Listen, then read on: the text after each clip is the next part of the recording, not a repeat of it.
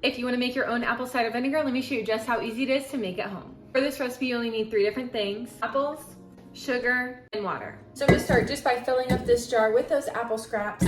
Essentially, what apple cider vinegar is fermented apples. So this is going to take a few weeks to process. For every 1 cup of water that's in your recipe, you're going to need 1 tablespoon of sugar. In the caption, I'll list a detailed recipe. I dissolved my sugar into some warm water. I'm going to dump this in here. And I'm going to fill the rest of this jar up about 3/4 of the way with cold water. So you can see here how some of the apples are lifting up above the water. Now, if you leave it like that, it's going to mold, and then you can't have your apple cider vinegar. So you might have a fermentation weight, but I don't have one, so I'm using this bag filled with water to weigh the apples down so that they'll all be submerged. Just going to put this in here. So here you can see all the apples are submerged. Okay, so these next couple of steps are important. You can see that I still have some extra space at the top of my jar. That's just in case some of this starts to bubble or foam or whatever happens. You don't want to bring it all the way to the top because it could definitely overflow.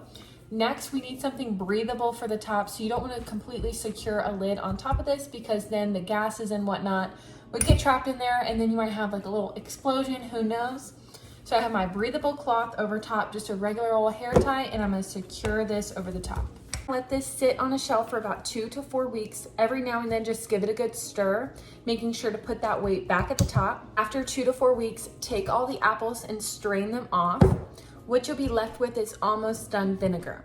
With that extra liquid, leave that on the shelf for another 2 weeks. It's going to finish fermenting. Then you'll just move it to your fridge and you'll be good to go.